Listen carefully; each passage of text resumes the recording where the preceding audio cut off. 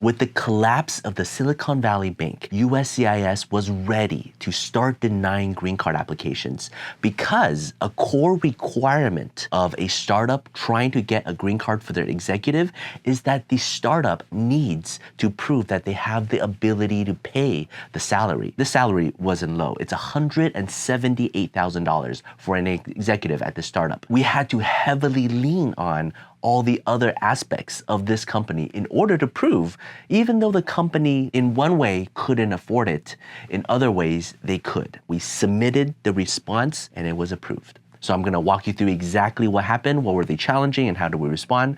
Hopefully you found it helpful. Let's go. Hi everyone, my name is Joseph. I'm the managing partner here at Tsang and Associates, where we solve legal problems with creative solutions.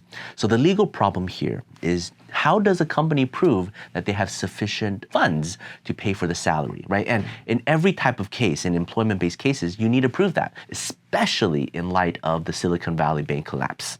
So here it is. As an executive, to qualify for EB-1C classification, you must prove that you have a valid job offer and you, the parent, you guys have the ability to pay for it. So what is an ability to pay?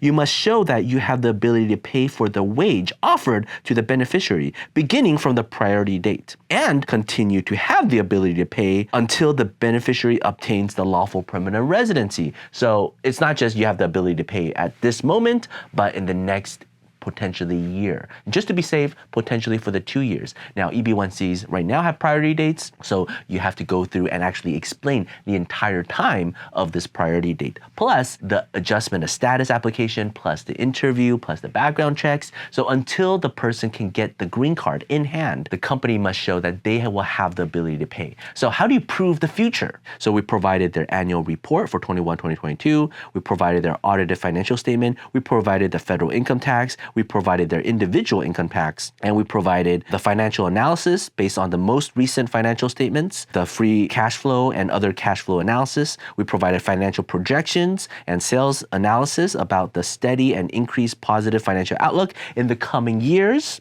We provided documents showing additional funding, investments, and equity coming from the U.S.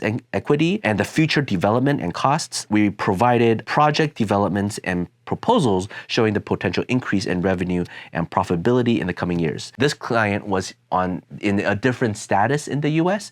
The company wasn't obligated to pay them the $178,000 until they get the green card, but USCIS wants to see, well, you have to show you have the ability to pay them even though you're not paying them right now. This client was getting paid far lower than the $178,000, so we need to make up for that difference.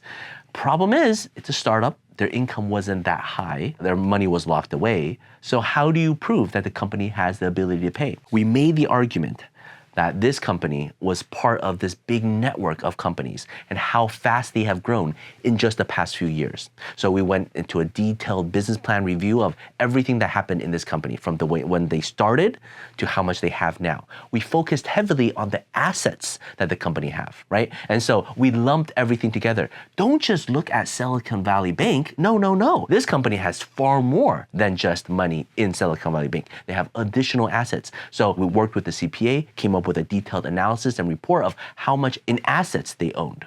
And so that was a huge number.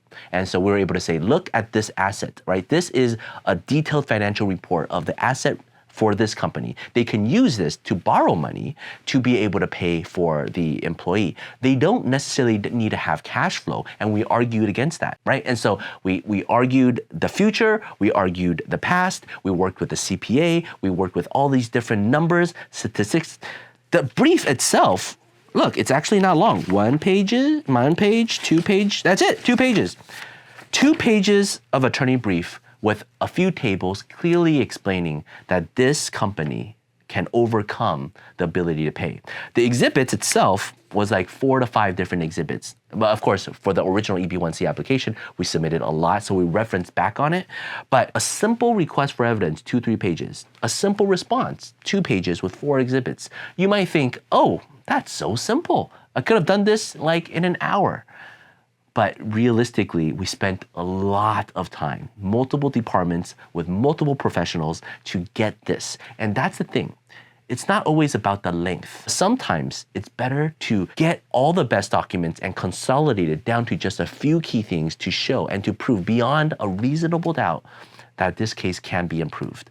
This was actually a very difficult case, and yet we used the simple method to try to respond. This case, of course, was approved. The client's very happy, and we're waiting for the rest of the approvals for all the other immigration applications from this startup company. Nobody could have possibly predicted the collapse of Silicone Valley Bank and the ripple effect that had on the different industries, right? Us being here in California in the past 10 years, we've seen Silicon Valley rise, all the startups and all the tech startups. It's amazing, but there's always these potential downfalls, right? And the law is the same. The law doesn't change, but the world changes and different industries change and people live in different places and salary and catastrophes.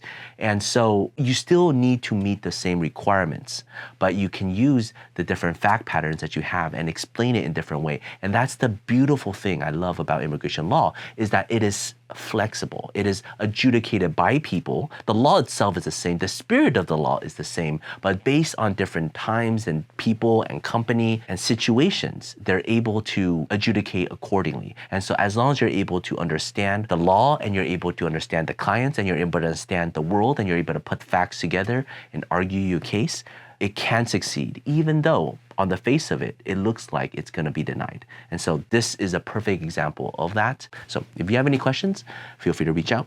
We'd love to talk to you. Take care. Bye-bye.